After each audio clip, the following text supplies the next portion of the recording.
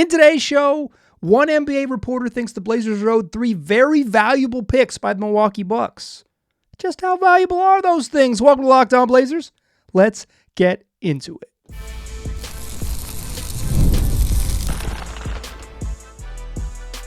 You are Locked On Trailblazers, your daily Portland Trailblazers podcast, part of the Locked On Podcast Network. Your team every day.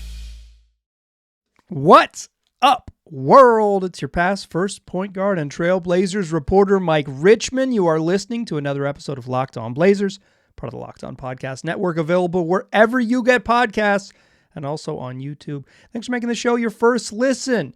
You're listening to Friday, September 13th show, and the off season is done with. This is the third episode this week, and starting Monday, we're back to 5 days a week for the whole dang season until friggin' August. 10 months of 5 days a week. It is upon us. It is here. Tell your friends, bring the crew. Let's do this thing. I'm ready to rock. I hope you are too. 5 days a week starting next week. In today's show, to close out the offseason, it's going to still be the offseason next week. We're just going to have more shows. There was an article in CBS Sports this week about the ranking the 68 traded draft picks, future owed draft picks, and the Blazers have 3 picks in the top 9. Woo-hoo-hoo-hoo-hoo. I want to talk about how valuable the Blazers' future draft picks, specifically the ones from the Bucks, are, and kind of how those work and all of those things.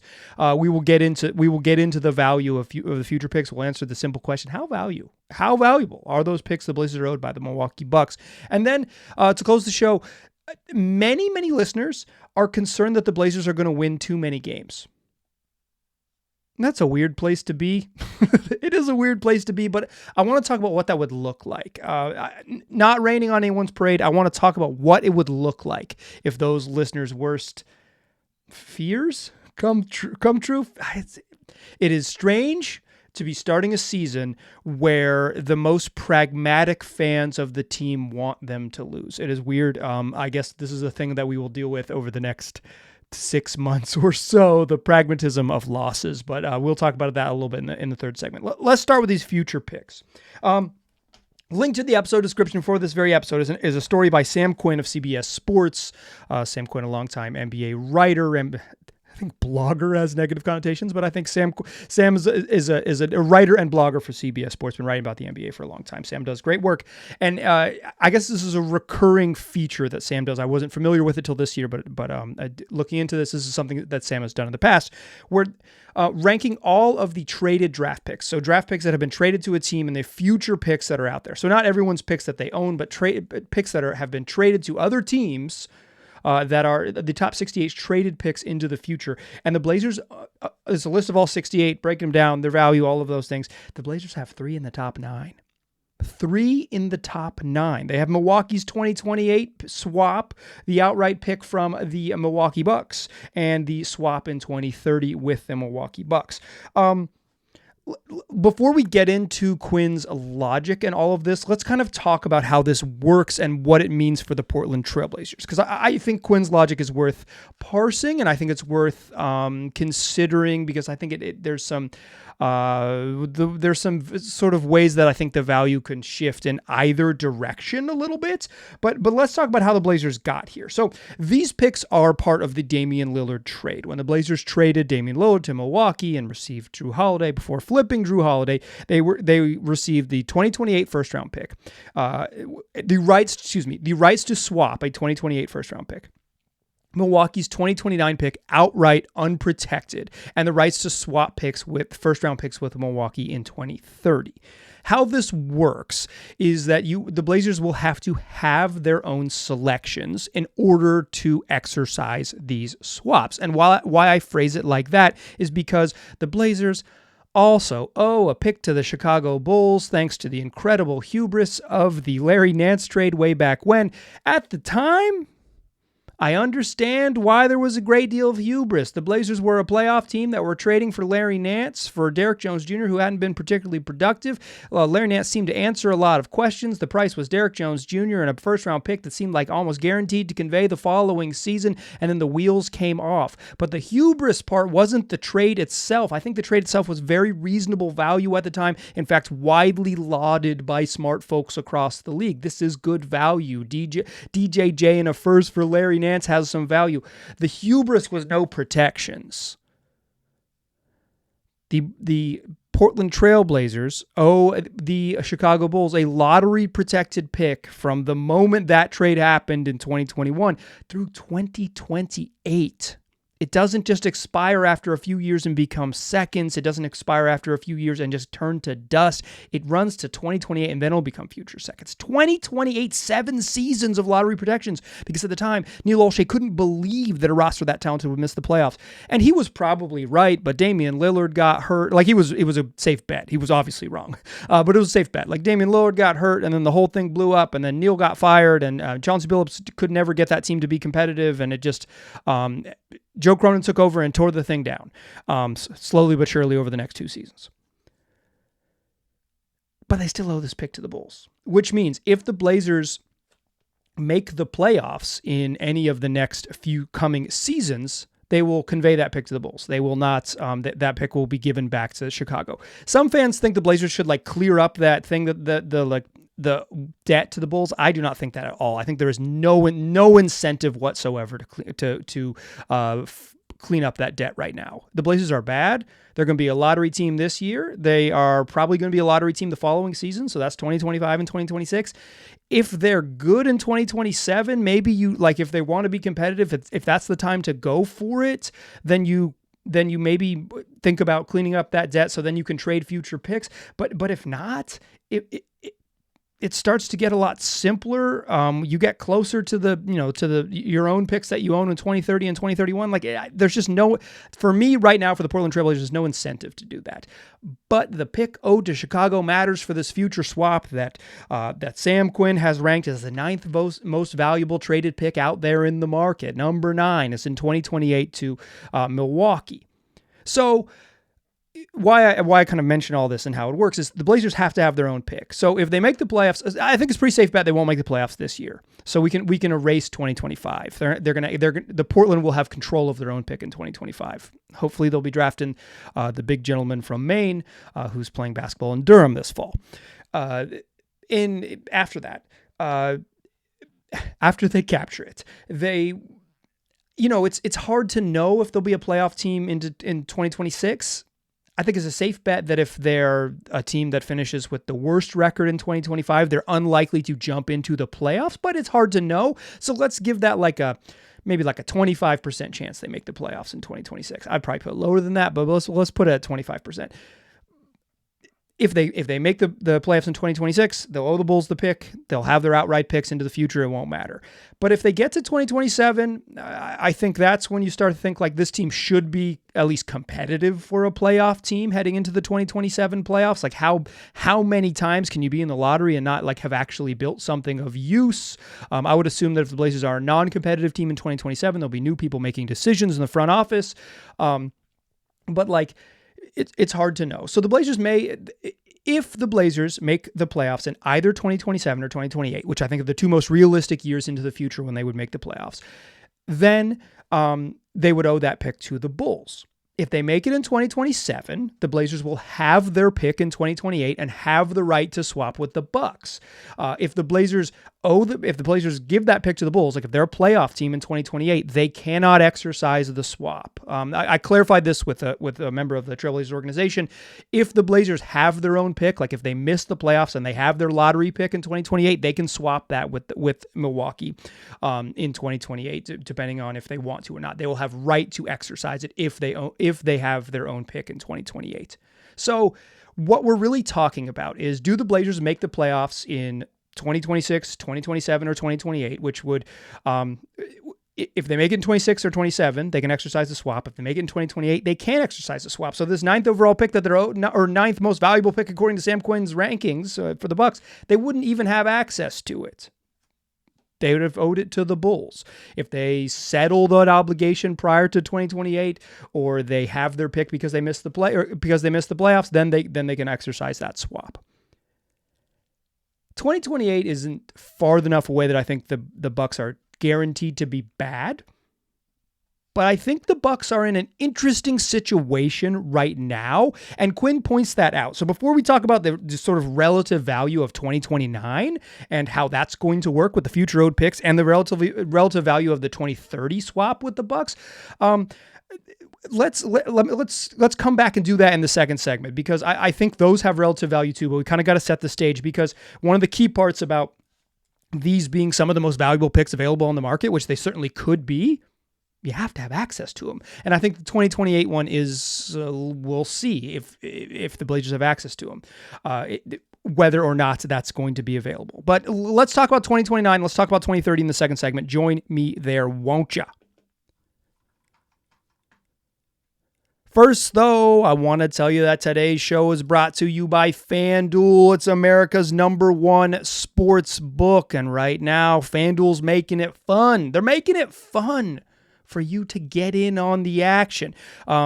So this weekend is week 2 of the NFL season, and they've got a profit boost on the app. You can use it for FanDuel's double your FanDuel winnings all Sunday, September 15th. If you bet pre-game moneyline bets, so before the game starts, get into the FanDuel app, make a bet on the moneyline. That's one team to outright win, and you'll get a profit boost up to 50% profit boost for all of those games. You can get your money.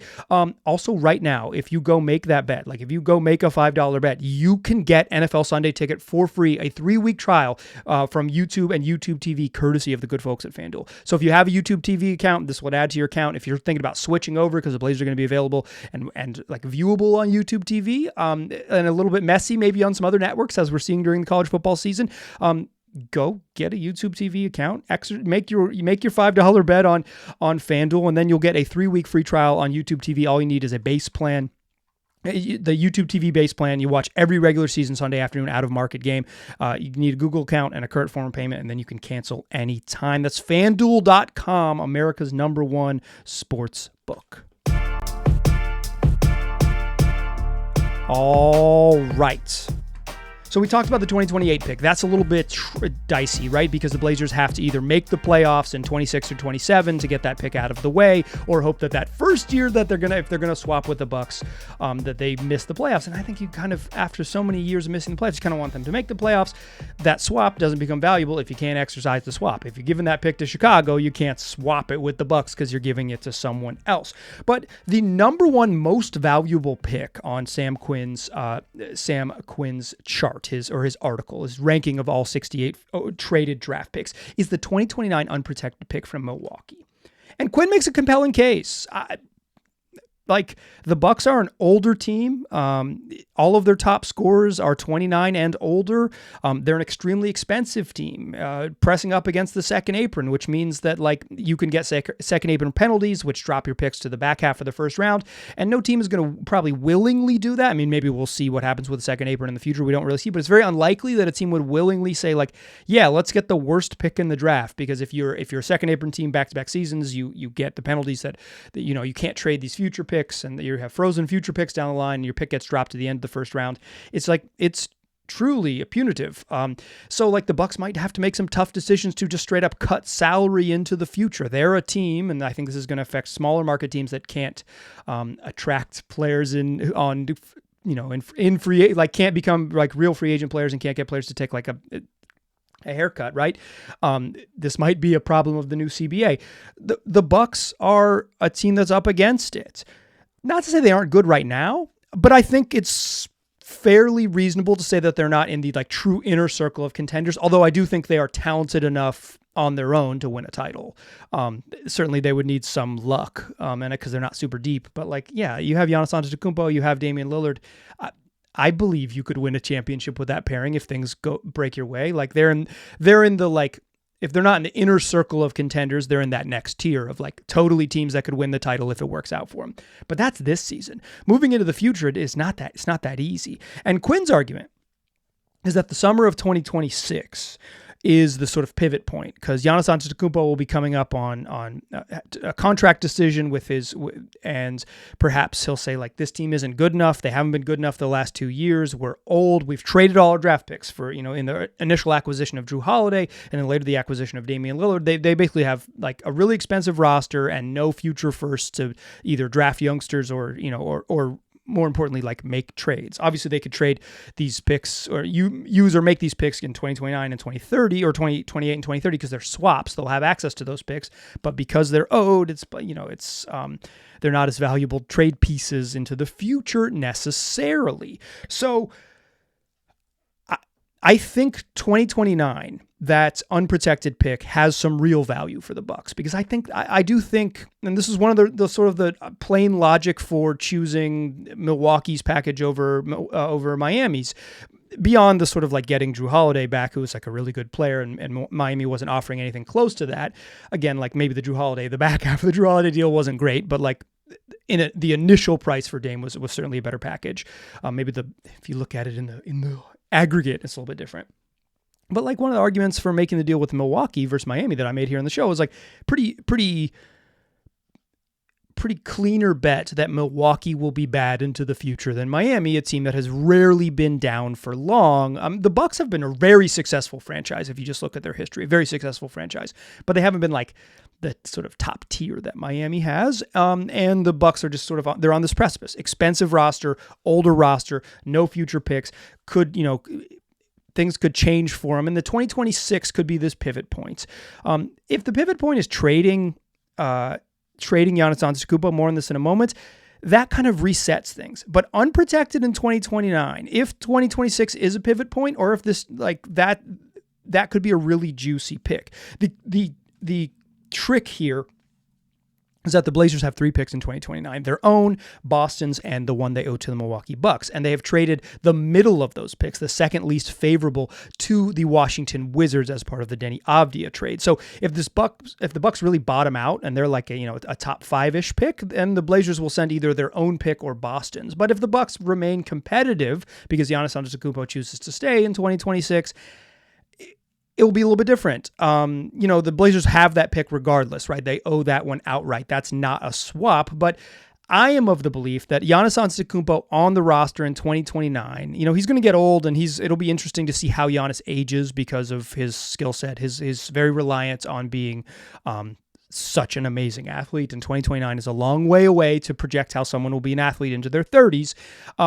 But I'm under the impression that they'll be pretty competitive if he's on the roster in the East. That's a long time from now. I think that's the hardest thing to project with this, is that's many, many seasons. And in NBA years, it's like an eternity to know who's going to be good in 2029. But I would assume if Giannis is on the team that they're like a low-level playoff team or better.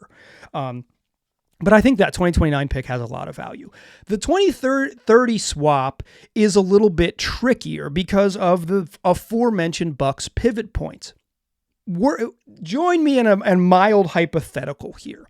If the Bucks do get to 2026, Giannis Antetokounmpo says, hey, a couple seasons ago, I guess when we get that far into the future, 4 years ago, when this team was kind of in between phases, I kind of made it clear that I wanted to be in Milwaukee as long as they're competitive, but if they weren't competitive, then I wanted to go to a place to be competitive, and it's now 2026 and this team's just not competitive, get me out of here. Then the Bucks could make the big splash, blow this thing up.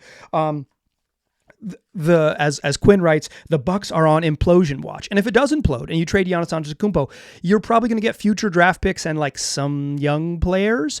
But that, I think, changes the value of the 2030 pick more so than just like Giannis is still on the team and they're just kind of middling into the future. If they do trade him in the summer of 2026 and they get first round picks from another team in 2027 and 2029 and 2031, they might have made enough decent picks in the interim in 2027 they won't have their 2029 pick and they owe another swap in there, but like they might get picks back in exchange for Giannis that like allow them to sort of semi-reset. And then by 2030, it's just like so hard to know. You would assume that the Blazers will be more competitive in 2030 than they are now, but that's assuming that like some sort of like clean graph that says once the Blazers get good, they'll stay good in the future. And also a sort of a graph that says if the Bucks get bad, they'll stay down for a while. What I am saying is that in 2030 is way too hard for me personally to project. So while Quinn ranks it as the 7th most valuable pick because of the implosion, because of the age of the Bucks, because of how is it snow, I don't think sitting here in September 2022, I can say cleanly that the Blazers, like, this is a swap, right? So why the Blazers would make the swap is say they're picking 17th, but the Bucks stink and they're picking 7th. Okay, yeah, we'd like to exercise the swap. Now all of a sudden a competitive Blazer team gets to jump up into the top 10 and make a pick in 2030. If the Bucks blow it up in 2026, in 4 seasons, they might have, recalibrated to be competitive again. And then maybe their pick is actually not worth swapping into the future. So here's what I'll say with all of this said, how valuable all those picks as we get here to the conclusion.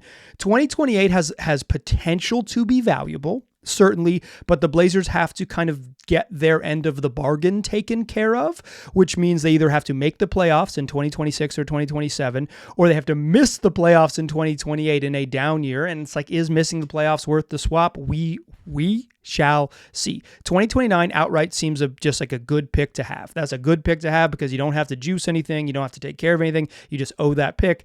You just own that pick, and then whatever you owe to the Wizards in 2029 will take care of itself. If you have 3 picks, you probably aren't going to use 3 picks in any particular draft. So going from 3 to 2 is like totally fine. And 2030 for me is way too far out. So how valuable are the picks? Swaps are unknowable. And 2029 seems pretty good to have. That's where I land on this. Is that I can't speak to the value of all 68 the way Quinn can. That story is linked in the episode description for this episode, so you can read it. It's an interesting read. But I will say this. I'm probably lower on the value of swaps because of the uncertainty, because you're not getting a pick. You're exercising the right to move up in the draft if it works your way, than just an outright owed pick. I think that 2029 pick, which Quinn ranks as first, is darn valuable. That is a darn good pick to have. Speaking of darn good, some Blazer fans are worried that the team is too good. What a weird place to be in the fandom. It's truly strange. Let's talk about the strange place and what it looks like if the Blazers are too good in the third segment. Join me there, won't ya?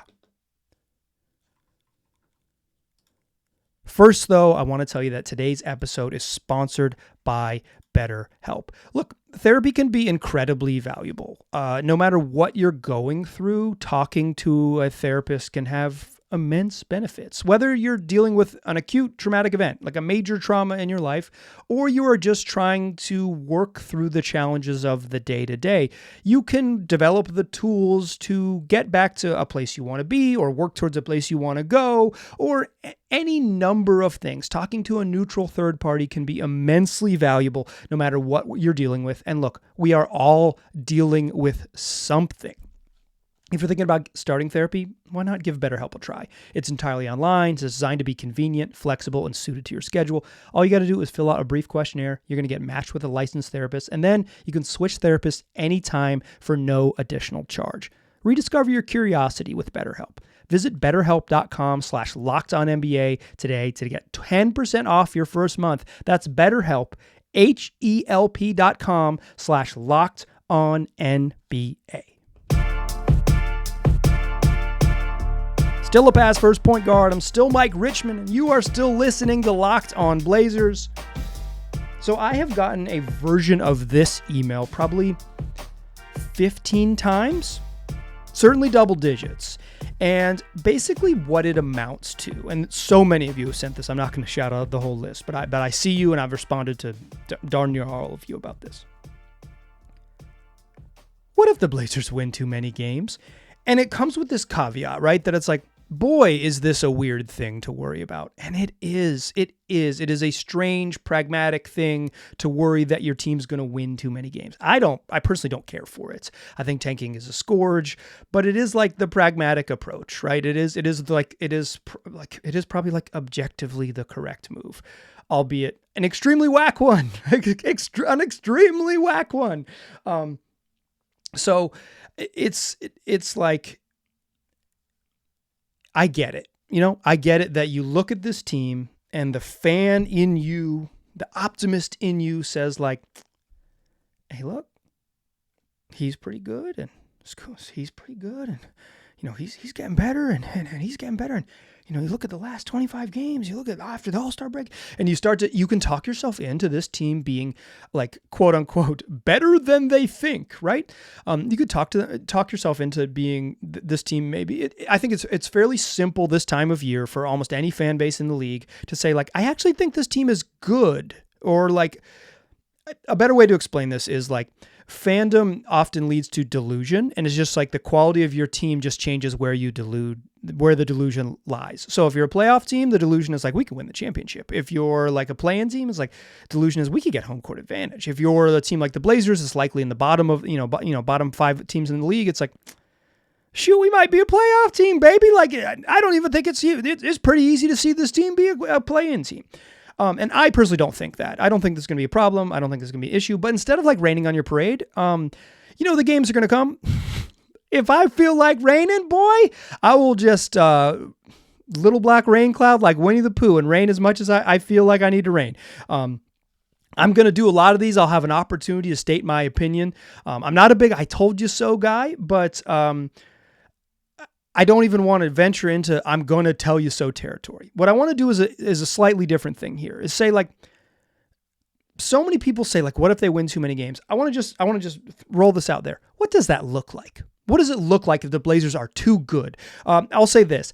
The Golden State Warriors finished 10th in the Western Conference last year and won 46 games and did not make the playoffs. The bar for being like play in good and beyond is winning more. There's like winning more than half your games. Winning 45 is probably winning 45 games. I think that's the number that you would put it at. The West is brutal. It's brutal. There might be one, if not multiple teams that are above 500 that miss the play in, right? Like I would project, 41 wins, not good enough to make the play in. You might finish 11th in the West and win 41 games. You're going to have to be really good. So what would it look like? What would it look like for the Blazers? I mean, the simplest way to say this is like everybody hits their ceiling, but it is, let's tease it out a little bit more. So one, the Shaedon Sharpe is the guy that we've seen hit his peak. He's that level of player for 70 games. He is available, healthy, ready to go, and extremely consistent, and a guy who is like an easy 25-3 guy. That's 20 boards, 5 rebounds, and 3 assists. An easy 25-3 guy who can scale up and like have breakout 30-point games because he can score in so many different ways. Plus, he's like a neutral level defender. He takes a big leap from being like a negative defender to a neutral level defender. Anfernee Simons continues to be a very, very good offensive player. And instead of being like one of the worst defenders in the NBA, he is merely a bad defender. He's a lowercase b bad defender from an uppercase b bad defender. The Jeremy Grant situation works out such that his shot diet goes like resets back to the Damian Lillard pairing days where, I think Jeremy Grant's a pretty good offensive player, but some of the reasons that he was a bad offensive player last season is because he started taking the worst shots. Like he just started taking long, tough twos. Jeremy Grant, one of the ways the Blazers get like overachieve is that Jeremy Grant dials in his shot focus, right? Like he's like, okay, I'm only going to take catch and shoot shots. I'm going to be more judicious about how this goes down. Like I'm like, not post up at 17 feet and take fadeaways, like smarter about which ISOs you take and all of those things. I think moving along, Deni Avdija is the guy. He's the dude who answers all of your questions. He's an elite defender that helps raise the defense. He's an incredibly valuable connective piece who can toggle as an off-ball guy and an on-ball guy. He can really help as an on-ball guy, as another creator on offense that this team needs. And then as an off-ball guy, his shooting translates. He continues to be a good cutter and helps this team get out in transition and get easy buckets. He checks all of the boxes and easily fits in all the ways. And as we continue with the starting lineup or project the starting lineup, DeAndre Ayton hits his his stride immediately. And the guy who showed up in the last 20 games, who was a pretty comfortable 2010 guy, like put it in the books 2010 guy, is that right away. Plus he plays with more defensive juice, and he anchors a team that is an above average defense because DA has the best defensive season of his career. That's what it looks like. The best defensive season of his career. And then you get the boost off the bench. Year two, Scoot Henderson takes a leap. Not he gets better. He takes a leap. He goes from a dude who was bad as a rookie, like he was mostly very bad as a rookie, to a guy who's like, an elite weapon off the bench. Maybe not like 6th man of the year. Like I think the Blazers could be good with like take a leap without him 6th man of the year. But we're talking like 30 games into the season. It is not unreasonable to talk about Scoot in those conversations as 6th man of the year. That level of good. Toumani Camara continues his shooting from the second half of last season and remains a very versatile, very effective defender. That's what the Blazers look like. That's a really, really good top 7.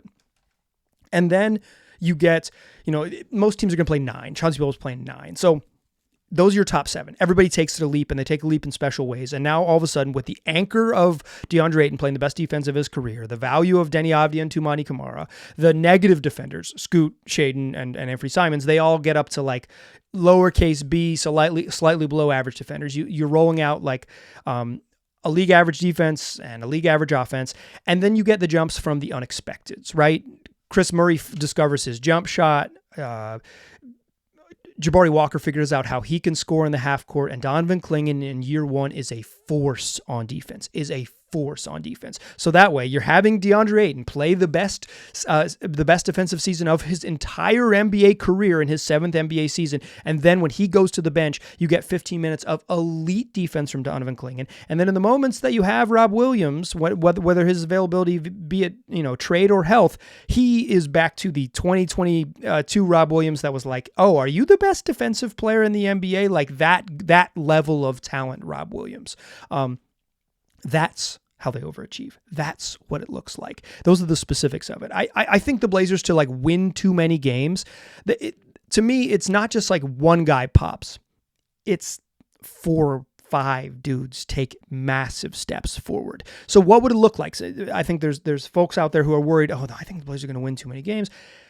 I wouldn't worry about that personally, and I think when we get to the spring, the Blazers have shown a very aggressive willingness to lose egregiously and shamelessly. So even if they are mediocre, they'll pull this plug whenever they need to do it. But if they were to get there, if they were to threaten being too good, quote unquote, which again, a very bizarre thing to root for, but it's certainly the pragmatic thing. That's what it would look like. Everybody takes a step together. Not one step, not 2 steps, 5 of them, 6 of them, 7 dudes take their steps forward. And players hit their absolute peaks by like December 1st. And then they cruise on through into March at that level, right? Like not guys who figure it out in January. Like you're talking in the first 20 games, like, oh, that dude can hoop. By the time you get to Christmas, it's like clear that 5 dudes have taken a maybe an unexpected leap. Okay, that's going to do it for this week of shows. Next week, 5 days a week, we're back. Let's go. Do me a favor.